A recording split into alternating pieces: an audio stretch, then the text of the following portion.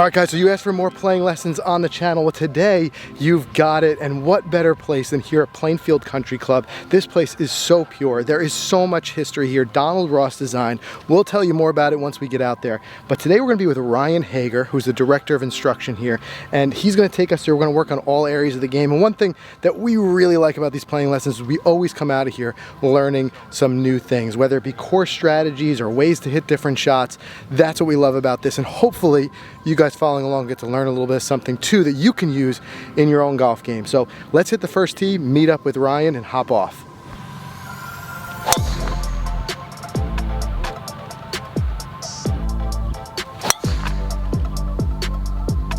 Okay. All right, so we're lucky to be playing with Director of Instruction here at Plainfield, Ryan Hager. Dude, thanks for having us out. Yeah, thanks for coming over, guys. Appreciate it. Now, how long have you been here as Director of Instruction? So I've been here since I was an intern the year of the Barclays, and then I've kind of graduated from assistant pro to the Director of Instruction in 2019. I started in that role. I see we got a lot of false fronts. We just came back from Pinehurst where Donnie Ross beat us up. So are we going to experience that today? You're going to get a lot of that today. Okay. Yeah. Everything, false fronts, difficult bunkering, undulation, a lot of blind shots. Sounds fun. So Frank, it's kind of Tobacco Road meets Pinehurst number 2. Blind shots and false fronts.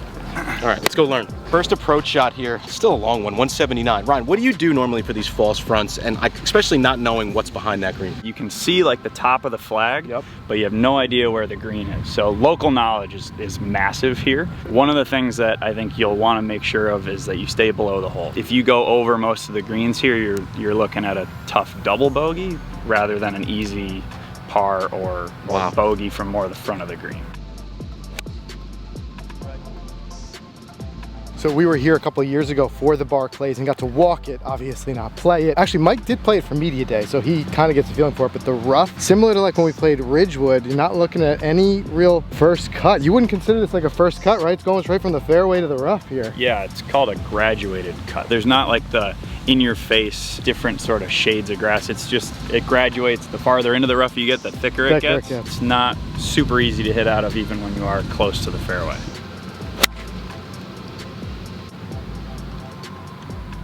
Shot, man. Really, really good. Nice. Tough out of that, huh? Accidentally close to the hole. That's accidentally awesome. close, yes. Good putt.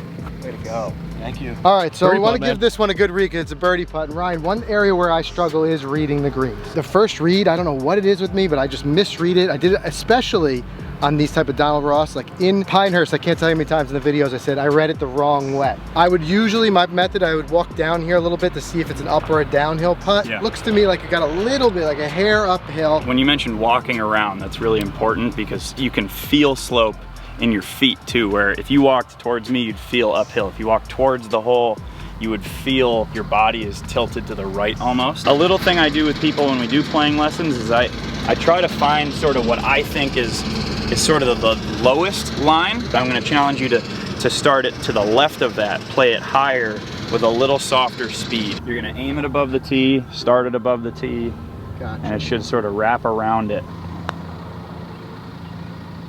Okay. At least my leaves are tapping.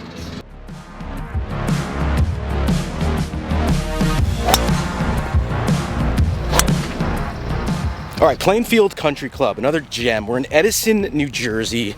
Actually, not that far from the Top Golf that's down here. I've been here before. I played it for PGA Tour Media Day 6 years ago, 2015. A different golfer ago, different equipment, different everything. I think I was like a 22 handicap at the time. This place ate my lunch. First hole here, got off to a good start, made a par. What's cool about Plainfield Country Club and all the history here? Yes, the PGA Tour events that have been through here, 2011, 2015 Barclays, now called the Northern Trust. DJ won it in 11, Jason Day won it in 15, but it's cool to have these in my neighborhood and come down here. I don't live that far from here.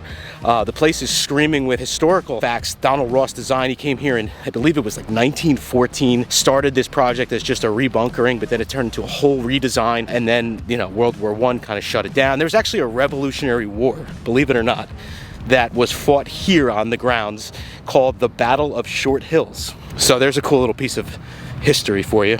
Ooh, decision time. All right, Ryan, so I think this is another spot where a lot of amateur golfers, myself included, get in trouble. because we look at this, we see there's a lip in front of us. It doesn't look that dramatic. And of course, we're thinking, just want to get on that green. It's reachable to get here on that green. So I think the first thing we do is just pull whatever club is that number. I got 150 shot, and we just try it. If I'm your caddy, I'm telling you, hit this out to the right, leave yourself 80 yards or so. I think that's the path of least resistance. Makes sense, especially because as you were describing with Mike, the green itself is so tricky. It's a little cleaner. Yep.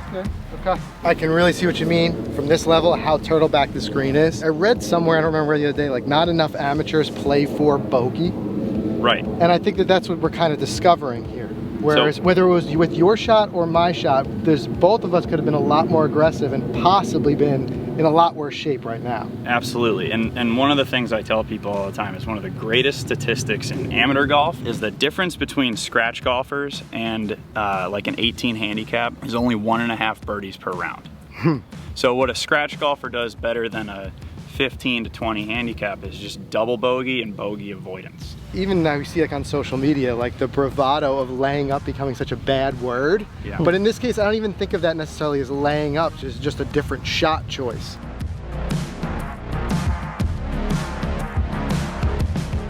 And we got our Texas wedge champ here. That's right. Big At one fan. point he was putting anything from 87 yards and in at Pinehurst. You're talking to a guy who has putted from 120 yards out, There you go. at the old course of St. Andrews. So I'm on board. I'm not here to tell you that's wrong. People associate short shots with their wedges, but you don't necessarily have to play these with the wedges. I've got a 9-iron, a sand wedge, and my putter. I don't find that I have very good touch with a putter from where we are right now, so I'm gonna gravitate more towards something like a 9 or a pitching wedge or gap wedge. There.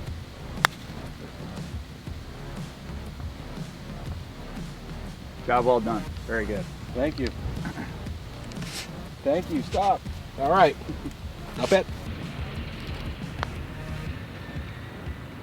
Oh. Got it. Oh. Good job.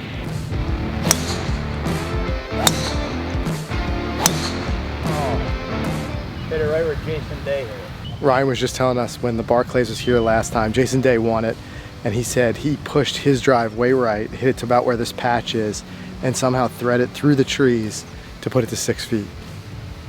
Wow.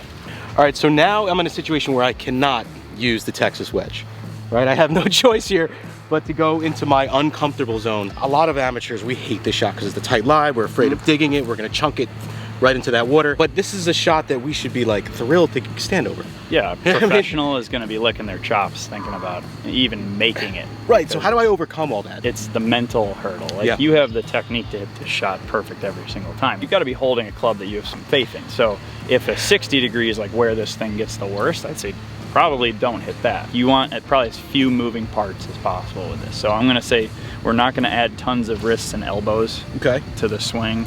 I've heard Pat Perez talk about improving this area of his game, and he's basically adopted like a straight arm method where the swing is generated from the pivot sort of your upper and lower body. You're gonna see Jason Day, Steve Stricker hit a lot of shots like this where the arms aren't rigidly straight, but you're not gonna see tons of this. If I'm making a recommendation, I'm saying hit a pitching wedge and try to keep probably your right arm pretty straight. It'll feel like you're sort of like a windmill where the club and your arms are just sort of moving in unison with each other. Okay, being that as a 140, 145 club, and obviously we're half that here, just take a half shot. You're taking away half the speed by taking out wrist hinge and elbow bend. Got it. So much of club speed comes from that. So I would say grab less loft and start to take away body part sort of variables. Okay. It should look easy. It should feel easy. If you hit this shot and you're grunting, like bad stuff's going on. Excellent. Great job. Great shot. Wow. Wow, that worked out nicely. Yeah, and there was like nothing to it. Yeah. You know, because I went down to the pitching wedge, it was just a little, all day. Good roll. Oh, cash money. There you go. Straight at it. Straight at Exactly what it was. Straight at it.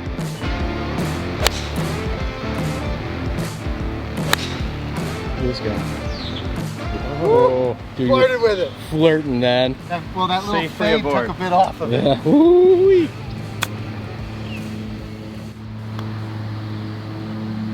Nice Bam. putt. Straight up and down. Good up and down. There we go.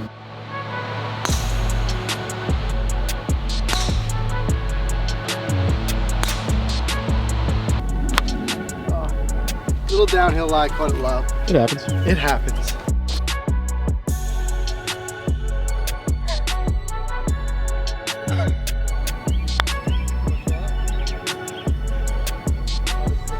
Not bad. So you guys know I love a good golf bridge, right? And how unique is this one? It's actually made out of an old tree that fell.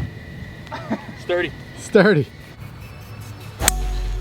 Yeah, That's a good looking ball. Having a pro with you, how cool is that? Yeah. You know, you learn always so play much. better when you have somebody just helping you think your way through it. Right, and what do we always grab? Like 1 or 2 juicy nuggets that we just put in our vault. Yeah. It's a great feeling. We're truly blessed to get this type of access. Ryan's really crushing it with these tips because we're both got birdie putts here, so Yeah, let's see what you got. I want to see, you're a little different than mine. Yeah, I'd rather be in your position right here. It's just gonna be so fast. You need to, spend more time thinking about the pace than the line. It's all about the speed. I like that speed. Go, go. Kind of fizzles out really Oh, dude, it was going there. All right, Mike, like I said, I'd rather be in your position here putting for This birdie. one, yeah, I like this. A little uphill. Uphill. Little right edge there, Ryan. What do you think? That sounds about right, yeah. Nailed. There it is. There it is. Good birdie. Good right? birdie. It's a long hole. Nice. You gotta give Ryan an extra tip now. I know, right? There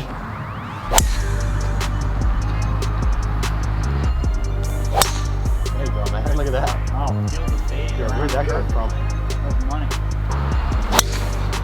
Yeah, great job. Nice. 175 uphill into the wind. Yeah. It's good to be long of the hole, but not long of the green, I guess. Well, the back of the screen says 194. That's a long way with that uphill. Yeah, that's probably a good number to get it to the flag. That's what I was thinking with this Yeah. hybrid. Yeah. Yo, dude, that is money. That's Mike. Make sure you clear all the bunkers, Sway. We still have another hole here, so we got a couple more things we're gonna pick up. But before we do, Ryan, if people want to work with you directly, what are some ways that they can do that? Sure. This time of year, I only teach at Plainfield Country Club, so to schedule lessons with me, you can go to my website, ryanhagergolf.com. On there, there's a place where you can drop a lesson inquiry and we can set up a lesson that way. I'm also on the Skillist app for online lessons. So if you go to my profile on the Skillist app, or you can just reach out to me via DM on Instagram, and my handle there is Ryan Hager _PGA. All right, closing hole here of the day. We're gonna finish off on 18. We're gonna play it from where the pros played it at the Barclays. What a cool little hole. Sharp dog leg left all the way up the hill with just bunkers, thin fairway. You know what Ryan was telling me? You know why the pros played it up here? Yeah, instead why of up here, not back there? To make the decision whether you want to drive it or not. 300 up the hill to drive it. Interesting. So Well, it's we're not gonna reach not that for into us. this wind. Not for us. Okay. Look at this one, guys. Oh, that's the go for it line.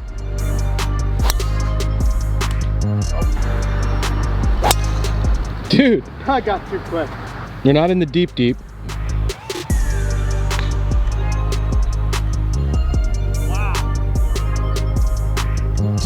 That's unreal. that is unbelievable.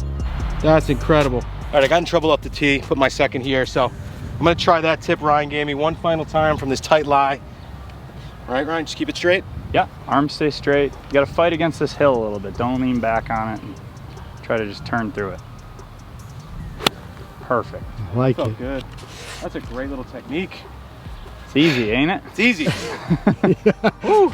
So what you're witnessing there is something that's really cool with these playing lessons sometimes is you don't even realize what it is that you're going to pick up, and it can be a shot like that can be so important and hit in so many different places as Mike is showing you here, but sometimes you don't think of those when you're just on the range. So we like to mix in these playing lessons once in a while just to get in these unique situations where you can have someone show you a different approach, a different way to hit it, a different way to set up to the ball, a different target to aim with certain balls and certain types of shots, and it ends up being something you can put in your bag. As you see us do a lot of these types of playing lessons, it's because we really do see the value in it. So every once in a while, it's good to mix it up, get a little playing lesson, get out on the golf course.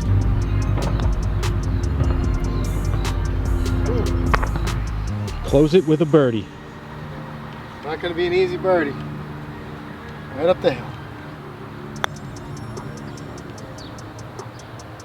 Drop. Oh!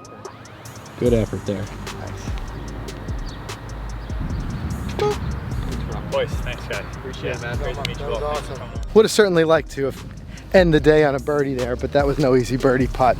Regardless though, again, I always feel like I play well when we get out here with the pros and you get in their mind with the thinking process. And even just starting from early in the round where Ryan was showing us some of the things about playing those smarter shots, playing more for bogey and double and triple bogey avoidance is what can really set you apart when it comes to scoring. But again, not only that, how cool was Plainfield? This place is pure. Would love to get back here again and really play an 18-hole round, but today was a lot of fun, and we'll see you guys again soon.